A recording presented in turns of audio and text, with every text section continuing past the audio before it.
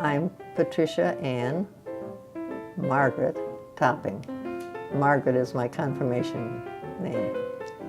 And I was born and raised in Grand Rapids, Michigan. And it actually has a rapids and a river, the Grand River, so that's how it got its name. My mother was Marjorie Candy, C-A-N-D-E-E. My father was Thomas Francis Vincent Nolan.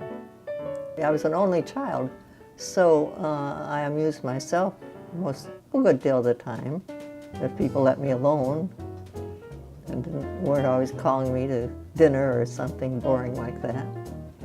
And I went to Sheldon School through the 6th grade and then to Mount Mercy Academy from the 7th grade through 12th and graduated from there. We had a lot of good times in high school.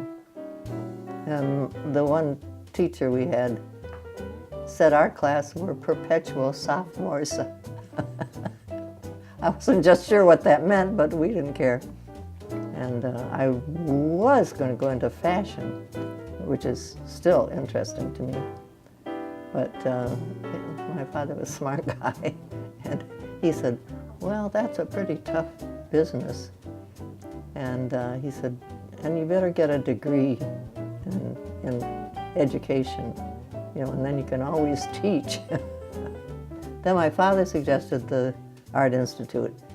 And it was handy because my mother's sister lived in Chicago and I could stay with her and go to school. So that was part of it too. Chicago was terrific, though most of us came from smaller towns. And Chicago just opened up this great thing of ballet and opera and all kinds of wonderful things you could go to. And I thought, oh, whoa, this is my life. I love this. When we were going to school there at the Art Institute, we all wore blue jeans. And at that time, they didn't make blue jeans for girls. So we had to go to Sears and buy men's blue jeans that fit us a little peculiarly, but nevertheless we couldn't wear regular clothes in classes because everything was full of paint or clay or something like that. So the jeans were very practical and ahead of our time, I think. So luckily I got a job right out of the Art Institute. And this was church interiors, ecclesiastical design is what they called it. But then I got another job doing textile design, painting ties. I don't know if you've ever even heard of hand-painted ties, but they were a great rage at that time. And were quite expensive to begin with, and then they gradually wound up at Sears, and were not very expensive. Then the whole business fell in on itself. The job that I held the longest was in graphic arts for the County of Los Angeles. And one of the jobs that we did there was calligraphy, because it was all the honorary citations and one thing and another like that they hand out to whoever. My mother's cousin always went to someplace warmer because she was about 20 years older than my mother. So she was going to California, and I was working in this interiors studio at that time, interior decoration, and I hated it. So she wanted somebody to go with her. She'd pay for the ride, so whenever I got a free ride for a trip, I was right there packed. So that was how I happened to come to California. I didn't really plan to stay. I was just going to come and hang out a while, and then had the job, and then eventually met my husband, and then I went to Europe. My husband had already proposed but I went to Europe because I thought, once I get married, I'll never be able to travel again. So I'll be just stuck with this, whatever. So then I went and I came back, and then we got married. And then Marguerite came almost immediately. it was 9 months and 2 weeks. As one fellow said, thank God for the 2 weeks. And Tom came along a year later, and so unless we moved, we couldn't have any more kids.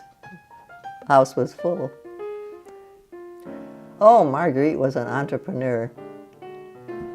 And she always had things that she was selling or doing. Well, you know, from peanuts, peanuts was very popular at that particular time. So Marguerite had a box set up out there, a psychiatrist box. And I have a picture of a little girl from down the street standing there talking to Marguerite the psychiatrist in the box. So, but she always had something going. Tom was very quiet. He sat back and watched, and he didn't talk. And he was 3 years old, and he still didn't talk. And I was really, really worried about it, you know, until one night Marguerite was at somebody else's house overnight. And Tom could talk, but before that, she had always talked for him, so there was no point of him having to bother. So yeah, and then Tom was always more contemplative. Marguerite was off and away, and Tom was sitting there thinking about it. So it worked out well for both of them, I think. I'm really most proud of the fact that they're good-hearted. They're very good at helping people. I think they're both quite sensible about things, too. They have a conscience. I think that's really important. Tom said something that I was proud of for myself. He said, "I'm really glad, Mom, you taught us to think for ourselves." So I didn't even know I'd done that, but he did, so that was fine. My life has never been very well planned by me, but it's always been interesting.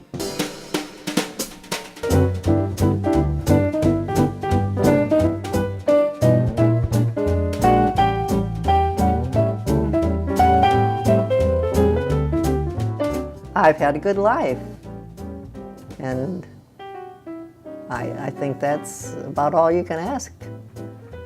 And most of the time enjoyed it a lot, despite the ups and downs. Have a good time, that's important.